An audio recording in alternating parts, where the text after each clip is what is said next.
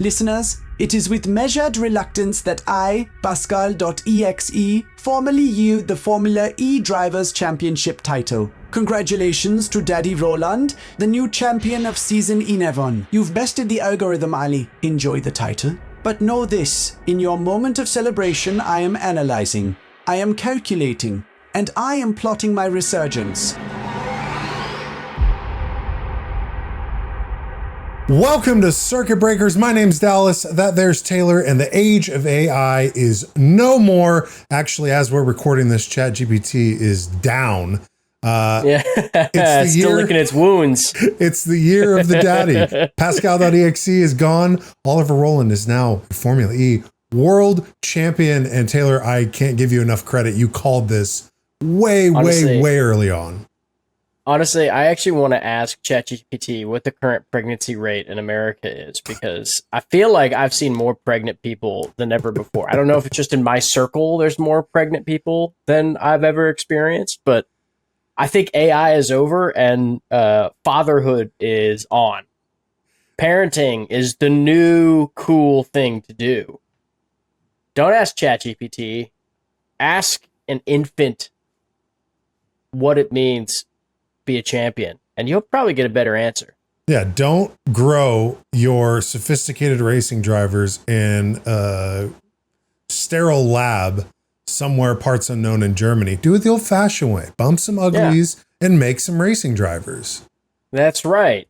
The future of racing starts now. We already know Ollie has another one in the oven, so if he gets twice as powerful from that one after this championship already, I feel like the future of Formula E might as well just be financed by Oliver Rowland's tax credits. Yeah, that Gen 4 is going to be the most souped up minivan, and he's going to continue to dominate when we get there. If we get there, we're going to talk about that later. Yeah. Jeez Louise.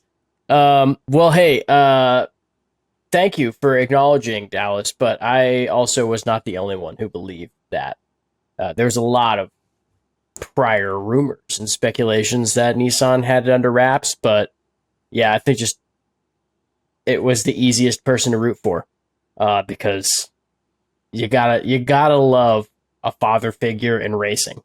Yep, and he is the cream of the crop when it comes to fathers racing cars. A very dangerous profession, I might add. And he just makes it seem seamless. So well done, Ollie.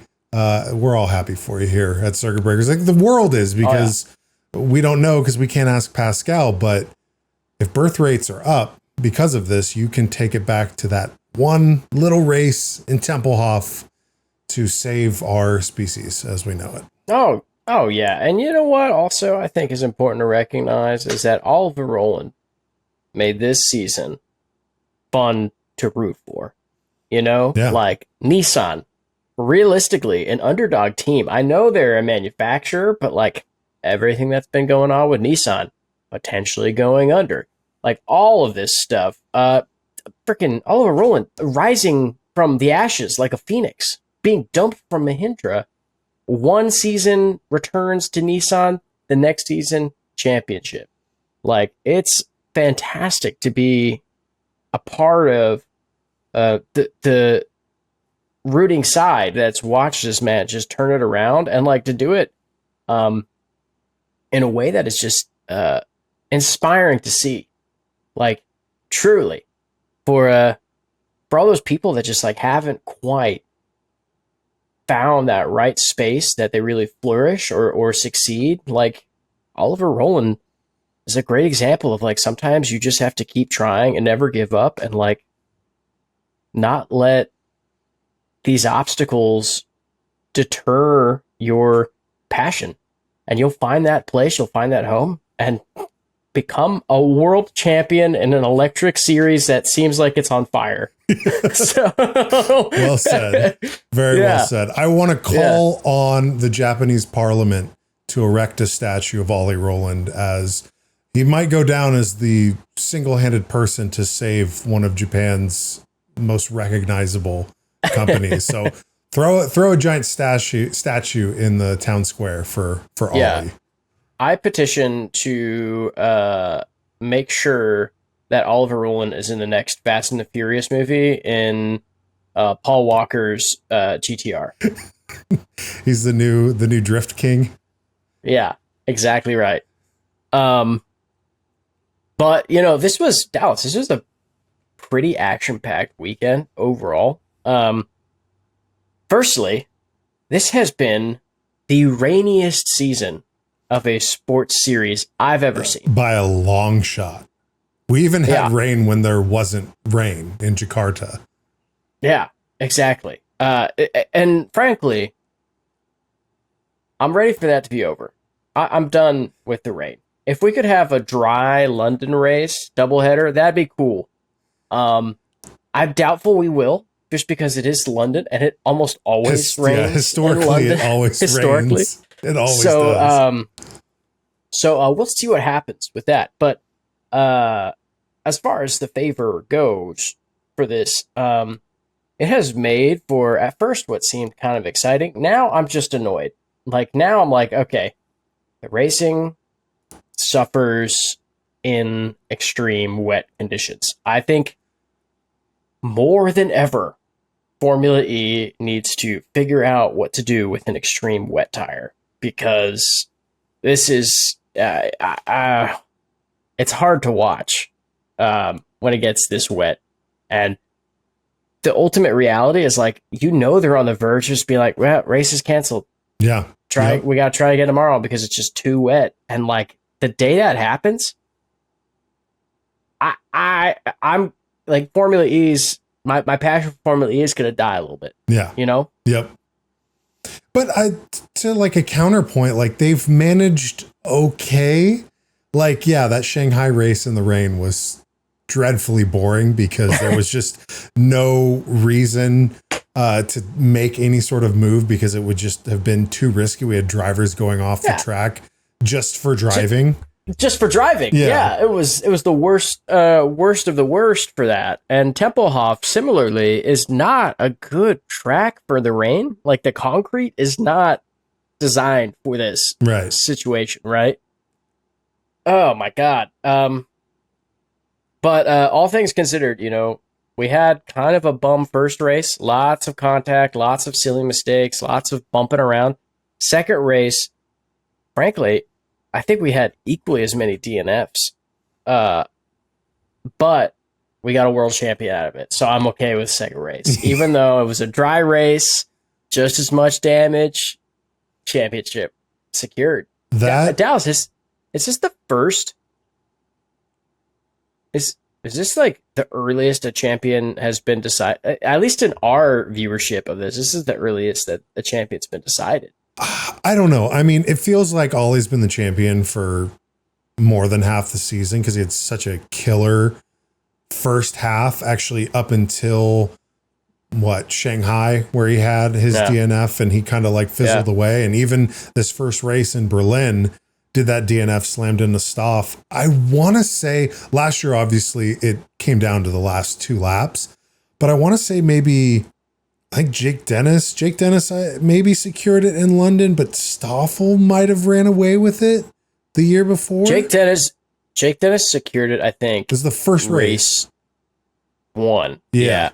Stoff secured it race one of Seoul. It was still all the way down to the last couple races for stuff. Yeah. So this is a whole one race ahead of the rest. Yeah. But typically it's been the final two races or final races where it comes down to. And it's, mathematically improbable to lose, but it's still possible.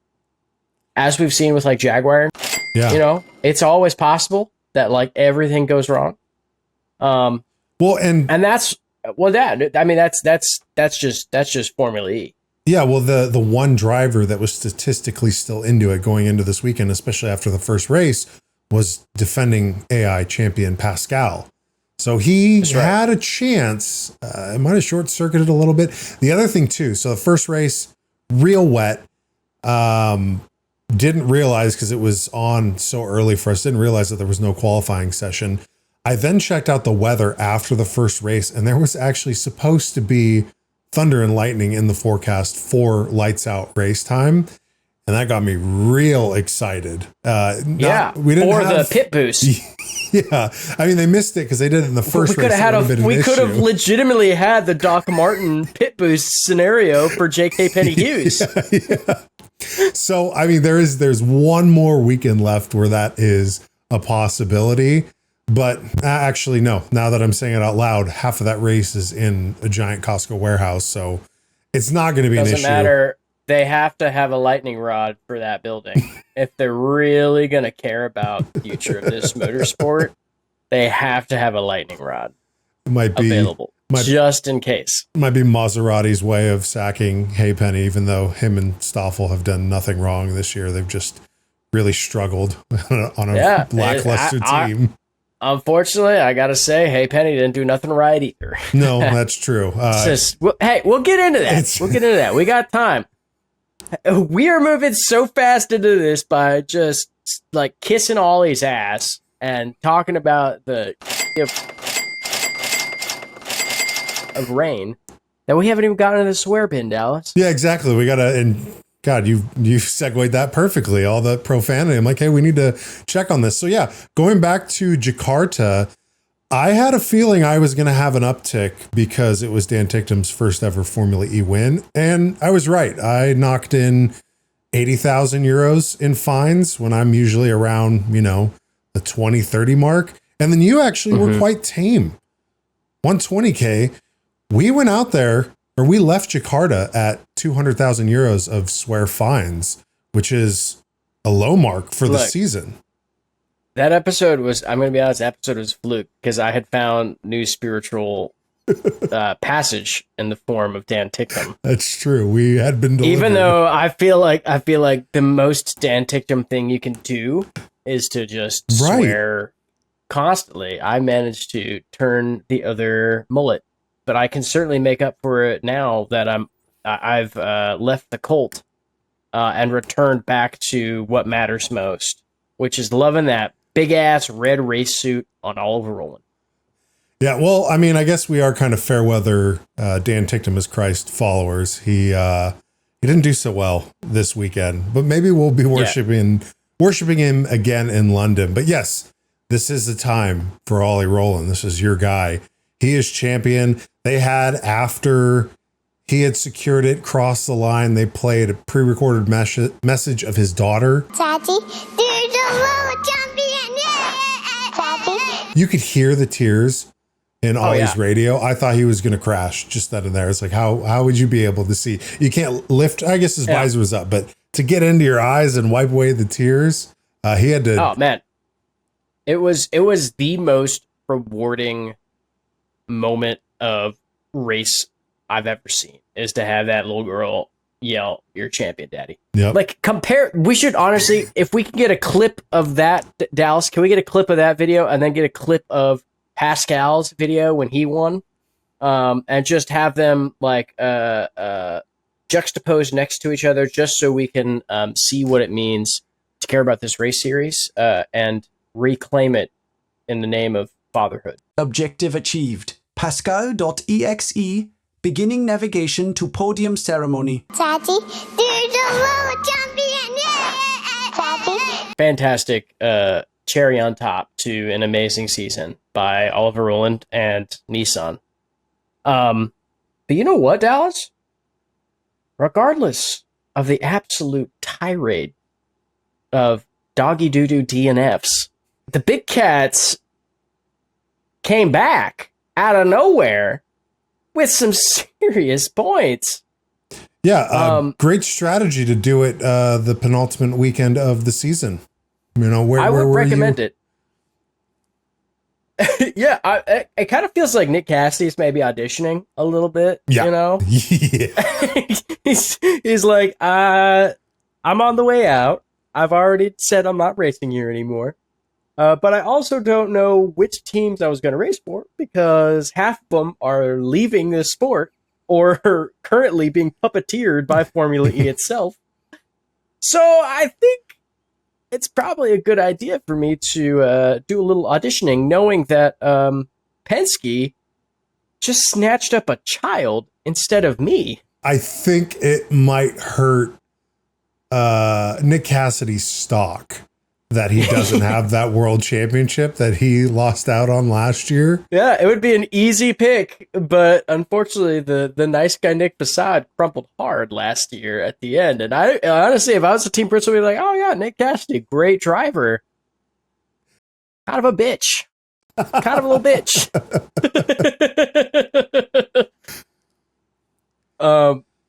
Yeah, but Dallas, insane races from Nick Cassidy. Like literally the most engineered to outrun. I'm counting that as a swear. yeah, blur it out. I don't care. The most engineered to outrun driver currently, I believe, in the series, going from P21 to P5 in race 1, and then P20 to first place in race 2. Good God.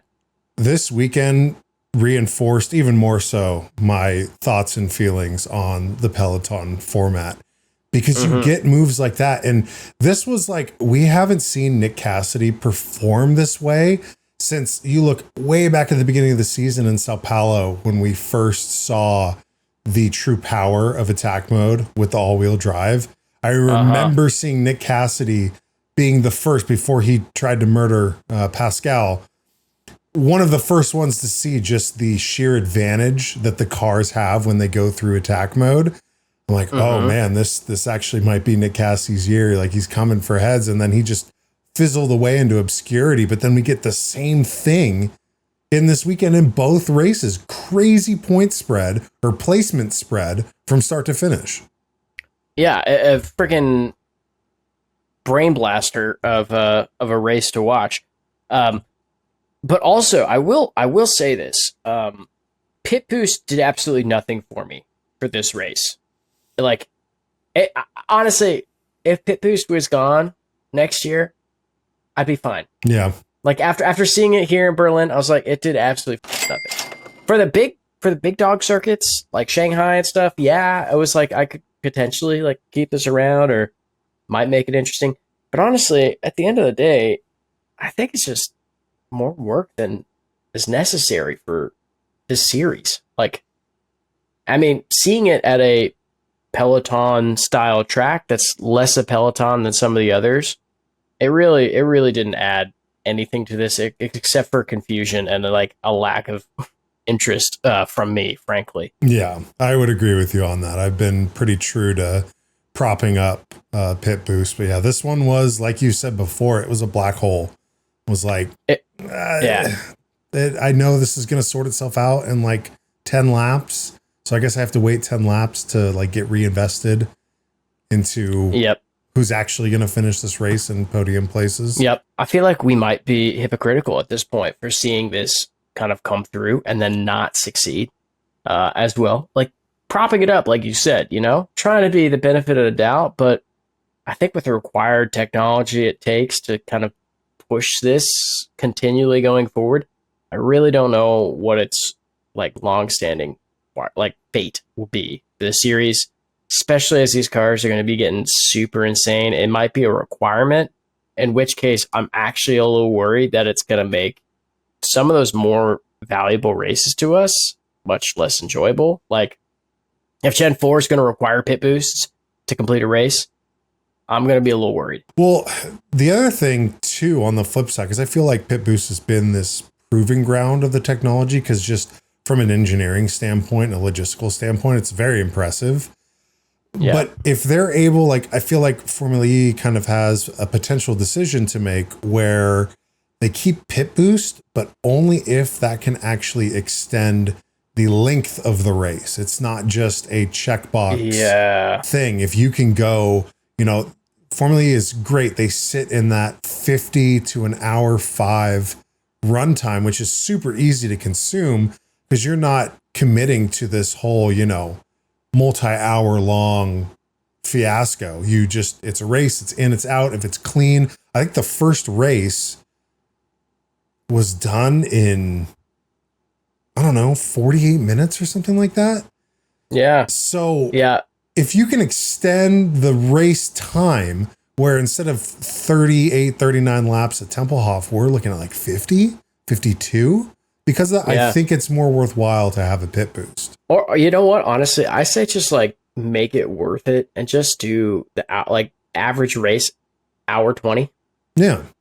90 minutes is a perfect benchmark, I think, for the series. Don't make it Formula One length, because that's sometimes a little too long for me with yellow flags and shit like that. But make it something to sink your teeth into more. If you have those double headers like they frequently do, it kind of softens the blow, but then it's requiring me to tune in twice in a weekend, right? So my investment is got to be dedicated to it for a whole weekend. Right. In which case, what's the incentive to watch that versus the highlights? Because basically in 40 minutes, the entire race is a highlight reel. Yeah. For some other series. Yep. And so, yeah, I think that there's going to have to be some length discussions as this stuff goes forward. Yeah. The other thing too, that was anticlimactic, which I didn't really realize. I think I was in this like haze of being attracted to this sexy new feature of the series, was they do the energy reveal so early on. Like they did it like lap 7 or 8. And it's like where they normally reveal it in a normal race without pit boost, that's like where it starts to get spicy. Pace starts to pick up, and you finally see those drivers start to jockey for those final positions for the final stretch. In this one, it's like, oh, here's their energy. They're at 78%. It's like, when do you check your phone battery throughout the day? Do you check it right when you unplug it and it's charged? No, you check it at the end of the day where it's like you have 20% left. Are you going to make it home? Yeah, exactly. But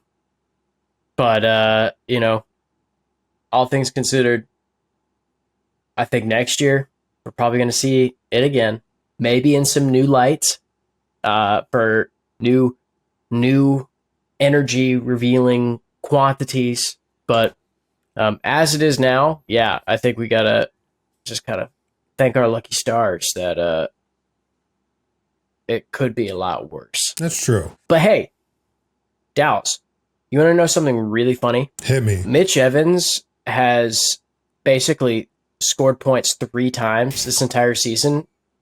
He won 2 races and got P5. That's it. Every other race he's been gone. It crumbled at the end of last season, just vying for the favorite son position. And this year has just been a super long hangover for the team, because it's not like one of the drivers like is standing head and shoulders better than the other, like what we have at Nissan.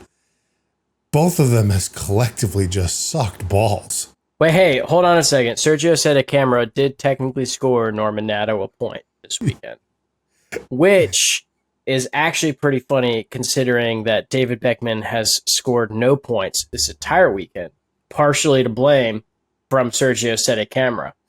Taking out his old team, sending a message. That's right.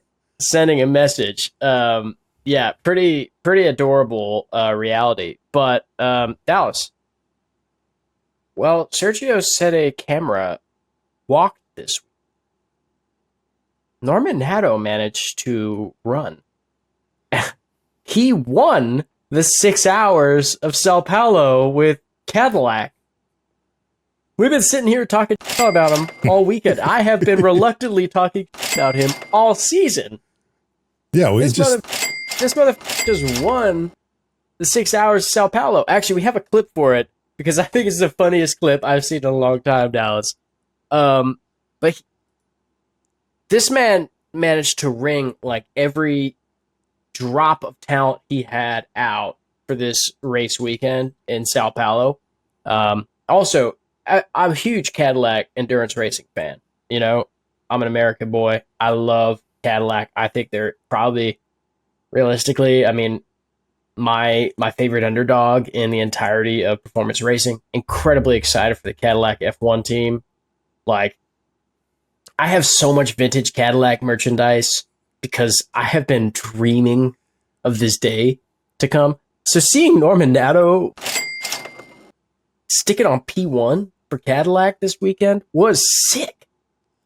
Well, until I heard him talk about the victory. Yeah, let's hear it. Brazil. First victory for me as well in hypercar. I missed the race last year in Spa when the guy won, so congrats guy.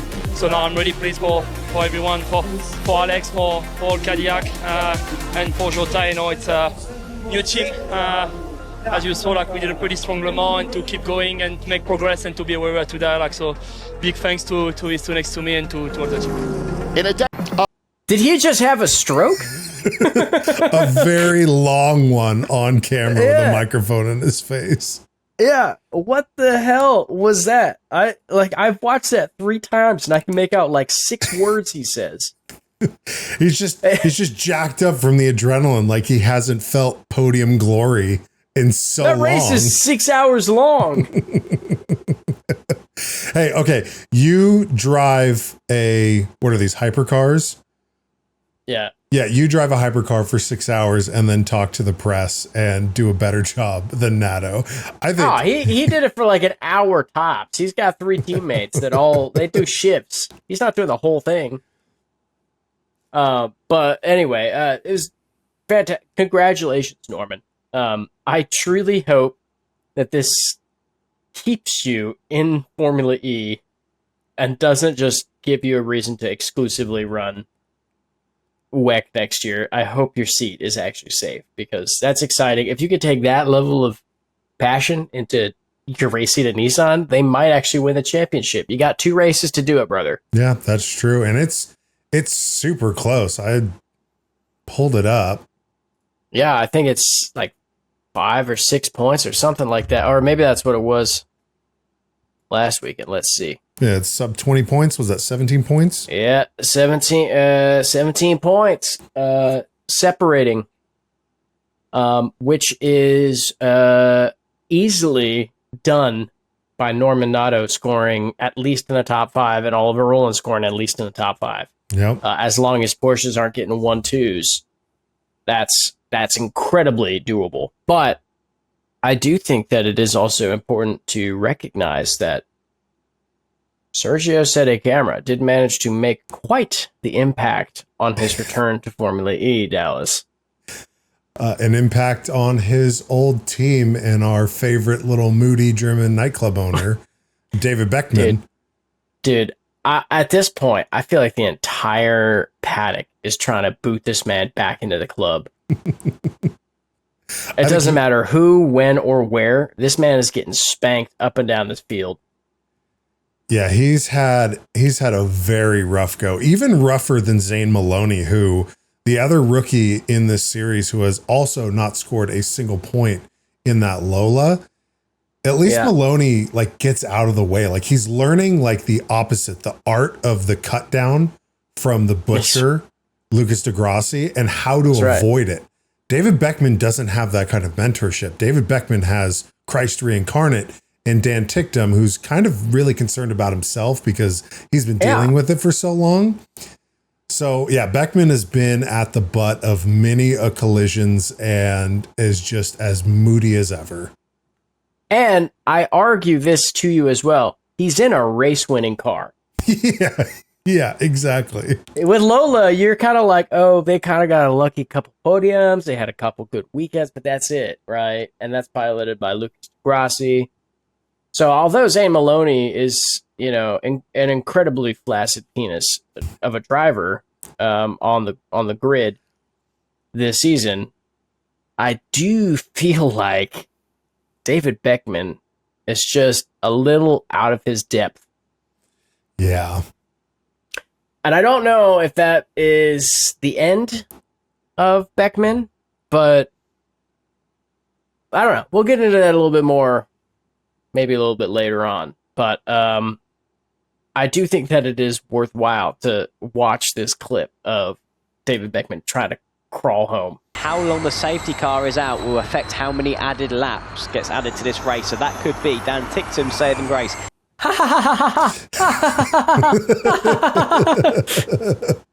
And that's the magic of editing. We don't have the clips prepped. We'll just have Pascal.exe laughing at him driving or something like that. I don't know. But Dallas, I think like all in all, the biggest thing with that first race too, which I said this last race, right? Do not act like a driver has anything in the bag. And when you don't do that, when you act like you don't care, the things you want to have happen will happen. I pitched that to you. If I were to sit down and have said Oliver Rowland has this in the bag, it's his season, he's going to win it by Berlin, he would have done a double dookie sticker. Yeah. Because that's what I was thinking in my head when we went into this first race. And I was like, oh, this is getting a little anxious. And I think Oliver Rowland was feeling that exact same way. The pressure was on him, and he was lashing out big. And a rare and first DNF for him this season. No, that's not true. He's DNF before, is he not? Nope. He has not been in the points. First, you're right. His first and only DNF this season came from Daddy his pants. Like he was driving like when, you know, when your dad farts and then makes the unfortunate realization that he may have sharted himself. That was the kind of anger rationale that Ollie was holding out today. And the funny thing was, it's all self-inflicted. You know, he's yelling at Drogovic. He's yelling at everyone but himself. When his engineers come out to check on his car, he's like, it's the front wheels, you dope. It's everyone's fault but his own. And I think he had to recenter himself and remember what's important, which is just the fun of driving. And you saw that absolutely capitalized on the second race. The turnaround from that was really nice. And I think that's the important thing, is you have to not care about this series and just go out there and have fun in order to win. And that's what I've learned from Oliver Rowland. And that's why I don't care about anything anymore. Yeah, that's a valuable lesson. And I'd like to equate that, you know, potentially winning a world championship on a international series as the first ever high school football game I played. Psyched myself out. Didn't my pants, but I did puke everywhere. That's and it was because I was all in my head. Once I got out of it and realized like this is just a fun little game and like it's just body parts that are getting slammed together. It's no big deal. I'll be fine. Don't have lifelong injuries to deal with it. Yeah. That's exactly what happened for Ollie though. He psyched himself out that first race. Let AI get into his head. Pascal was do. Yeah. Pascal's sitting there. I don't care about my energy at all. Yeah. I don't even care. And guess what? P2. The second he cared, race 2, blew it. Yeah. Yeah. Literally, I think that was words from Pascal's metaphorical mouth. Is his race engineer is letting him know the energy, and he's like, I don't care. Yeah, it's right here. 8 down on Antonio. 0.8 down. Yeah, I don't care about energy. Boom. P2. You just don't have to. If you just don't care, you're fine. Jake Hughes goes to Maserati. Stoffel Van Dorn go to Maserati. Like, we care about this move. This is going to be our move. Yeah. They cared too much. They all care too much. Norman Nato tried really, really hard to make an impact at Nissan.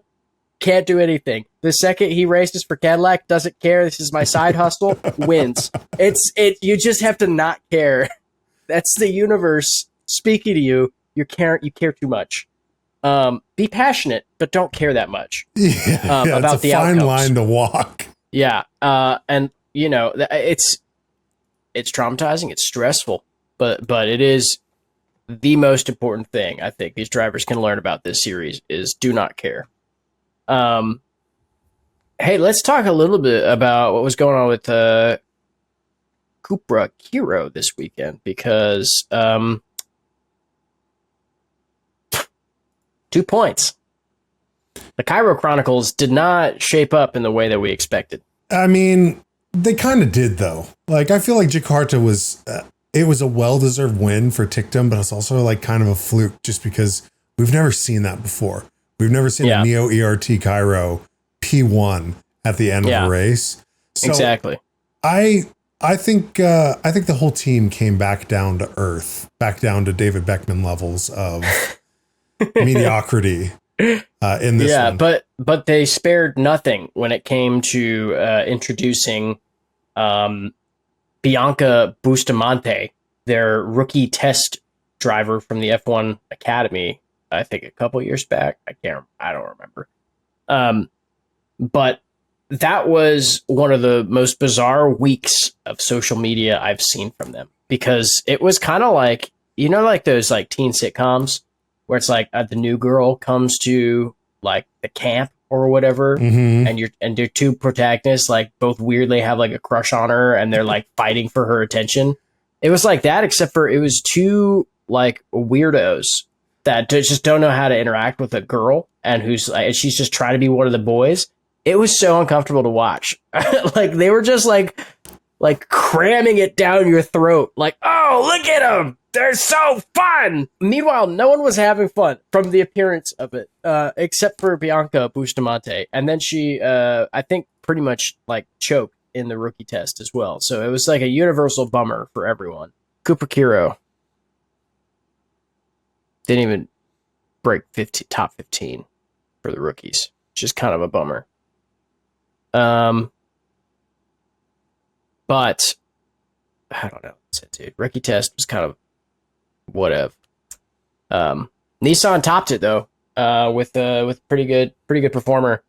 I would not be surprised if Gabriel Maini managed to make it into the paddock in the next couple of years, because I do not see that young lad make it to F1. Unfortunately, just doesn't quite have the driving spark that F1 seems to crave.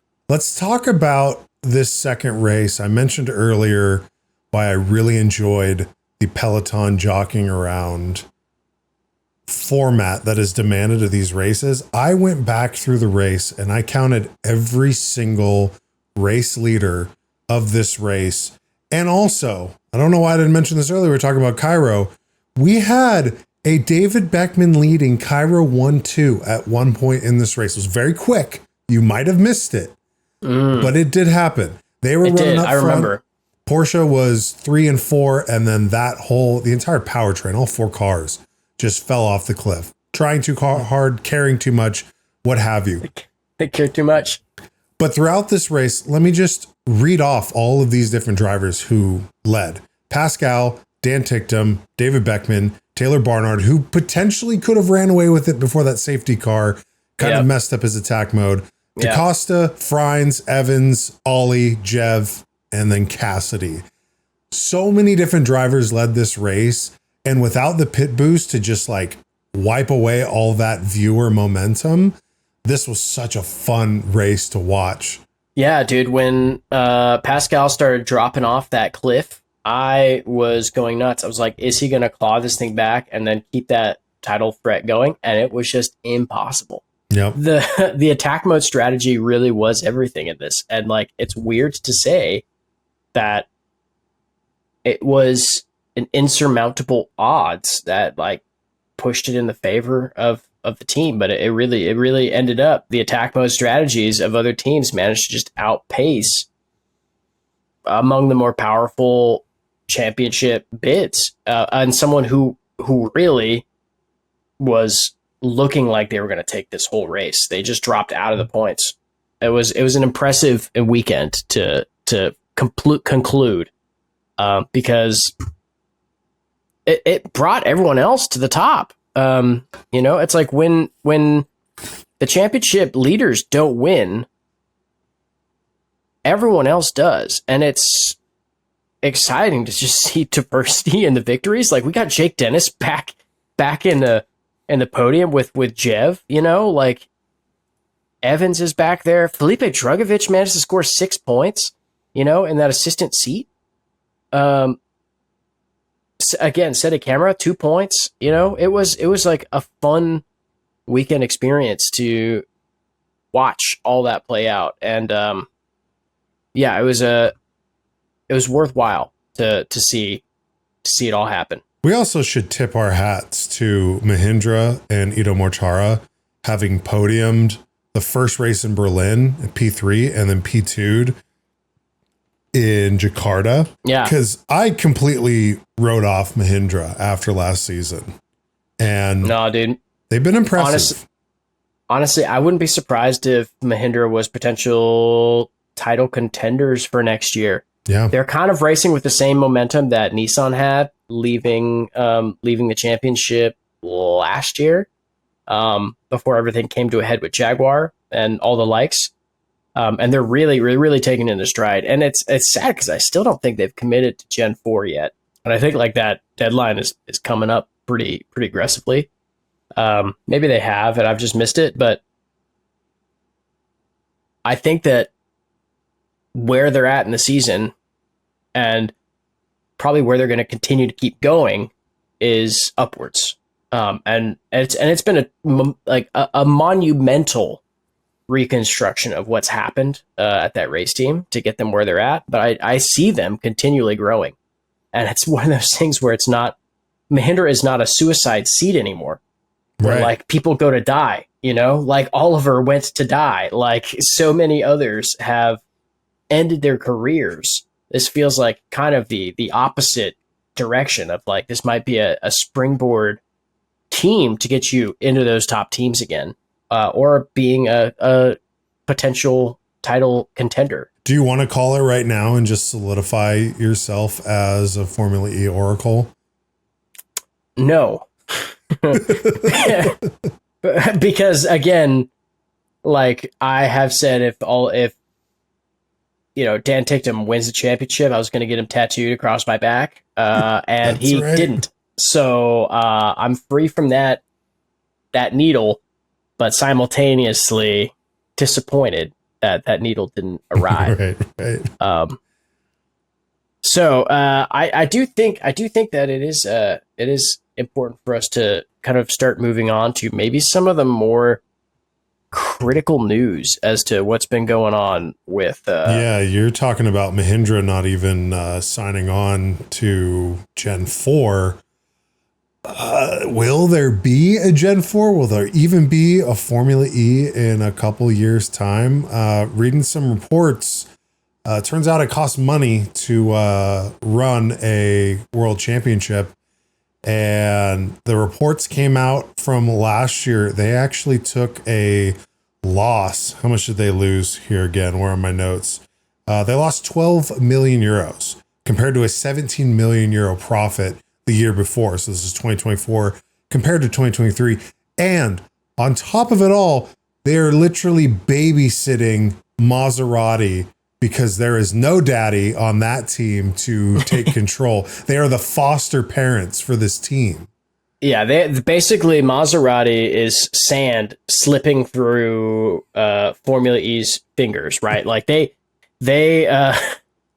were playing Monopoly and Maserati lost, and Formula E felt really bad that they lost, so they just said, "Oh, we'll keep playing together. We'll just here take my money." And we can keep playing, but if you win, then I win. It's kind of the rules that went into that. Because essentially Maserati is now fully owned by Formula E until they find a new owner of it, which I don't think is going to happen. Which again, very very sorry, Stoffel and Jake. We didn't see that coming, but also we kind of did because they've been in hot water for a while. But yeah, Dallas. 13.7% drop in revenue was not a great number. Now, to be fair, this was because like 2 races dropped last year. Like 2 races dropped from the calendar. Hyderabad and exactly. Yeah, so all the money and production, everything that went into making those races even happen to begin with, you don't get that back. Right. So frankly, I believe it was still like Hyderabad still had to pay for a lot of stuff that needed to happen, but I don't know what's really going on with that. But that was one of the things that they contested as to like where that percentage loss went. It's like 2 races didn't happen. Right. Like what? And similarly, like for us this year, like that's that was the majority of our season, right? So yeah, frustrating, stressful, not our favorite outcome to happen to a season. But I think that from what they're saying as well, the projections are trending upwards. But then we get into the issue of like, there's 2 teams that are decaying very quickly. Yeah. Very, very quickly. And based on the way that licensing works for Formula E, it's incredibly hard for manufacturers and licensors to build race seats. I don't know the specifics of this, and probably I should look into how this stuff works to better inform all of you, but I'm sure everyone that's listening to us is already an expert on this, and they're going to tell us how dumb we are. But yeah, they tune in to listen to the dum-dums make funny poop jokes about Formula E. That's right. That's right. Oliver Rowland shat himself a race 1. just like my dad on the boat in 2013. But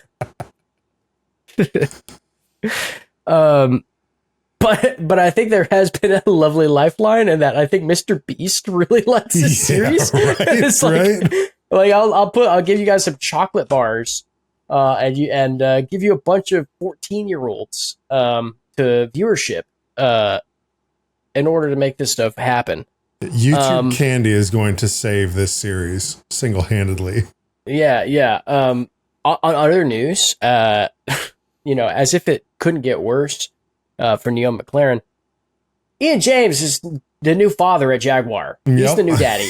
Yeah, so I think it's safe to say that McLaren is floating itself out into the ether.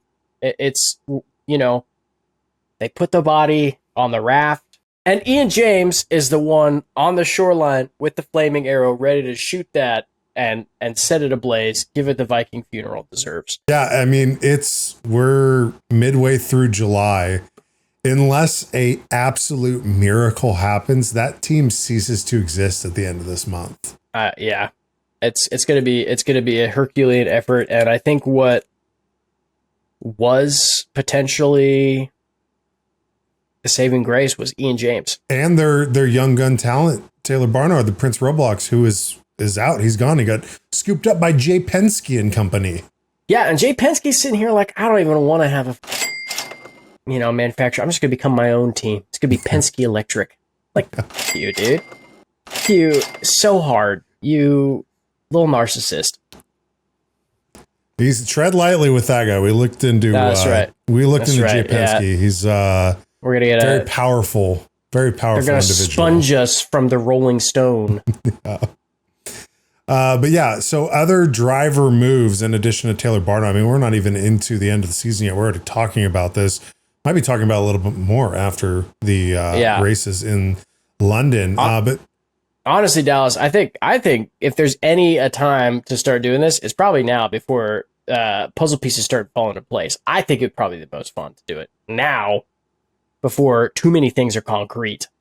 I'd leave it still speculatory, because I'm sure by the end of the next race, there's going to be asses in seats.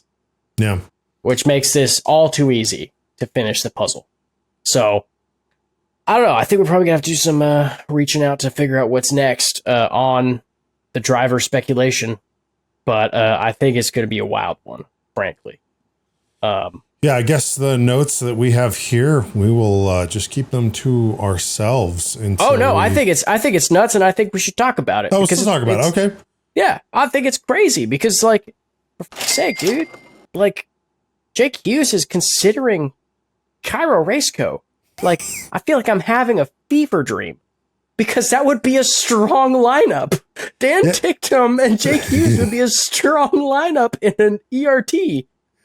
Easily, if they weren't my favorite team already, they would be 100%. Yeah, see, you do what I did this year and just go full Kiro, Cooper Kiro, and you'd have a huge lead in the championship starting out with how cheap that team is. Yeah, yep. So to that end, Dan Ticktum is most likely going to stay with Kiro. He's going to stay patient, stay loyal. You'll love to see that. DaCosta's future at Porsche is still up in the air, but if he ends up on the outs, there have been rumor mills that Ollie could potentially maybe end up at Porsche. Yeah.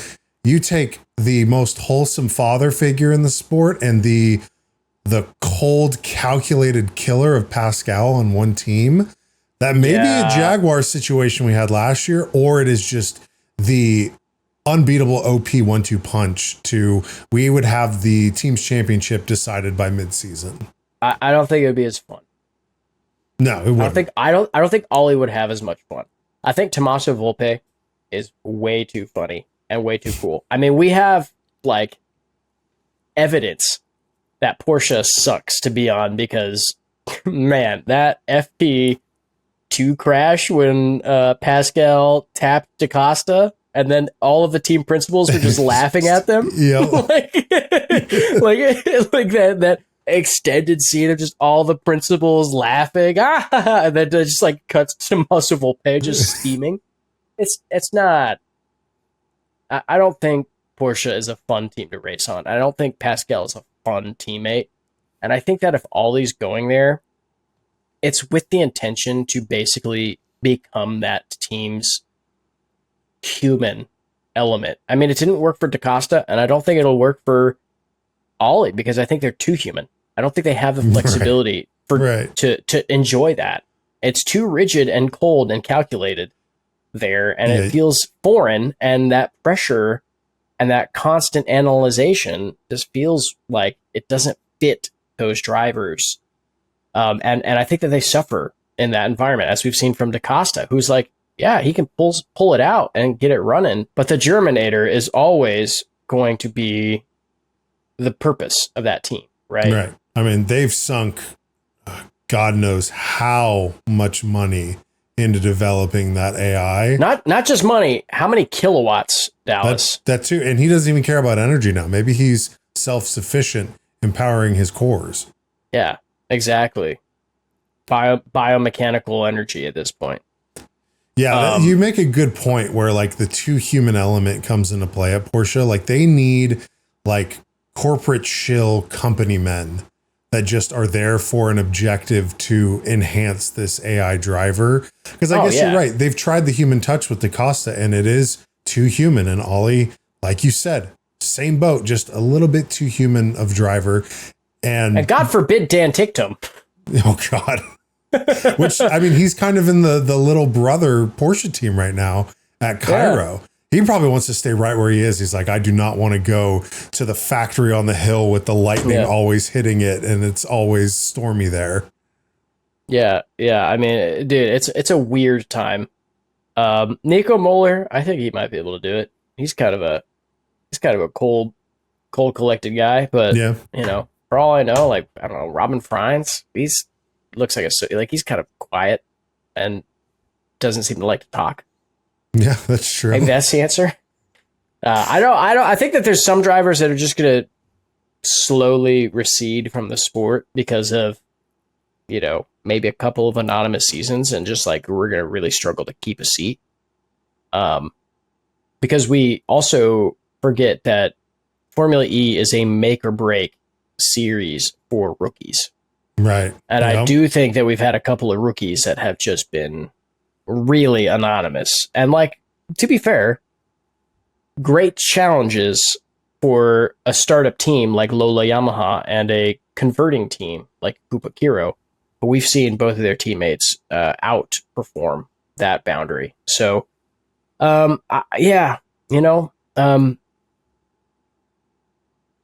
gonna be a weird time for this driver seat lineup. Also, we don't know what like new teams are even on the horizon for this. Right, we may be down to 20 drivers, 18 drivers next season. It's very possible that we have 18 drivers. You know, 9 teams. That sucks. I gotta boot 2 people out of the fantasy league. Yeah. Well, stay tuned for our silly season driver prediction episode. Might come out before London and it might not. Who knows? That's why you just got to keep it locked right here. Let's get into some listener comments. I was a little disappointed because Pascal.exe made their first vocal appearance on the show last week. And I put the call out there like, hey, if you want to ask Pascal.exe an AI your own questions and comments, go for it. I thought there might have been something there, but there wasn't. So here's me putting that out there again. If you want to know some insights from Pascal.exe, who is a Formula E racing driver that we have access to, go ahead and leave the comments. Now, going back to Jakarta's episode, no comments for Pascal.exe. We did have Racing Lines give some insight on our discussion about the new fun yellow blinking lights during full course yellow and safety car. Yeah. They said at the start of the season, the FIA introduced the new system of rear lights flashing according to the flags in the section of the track.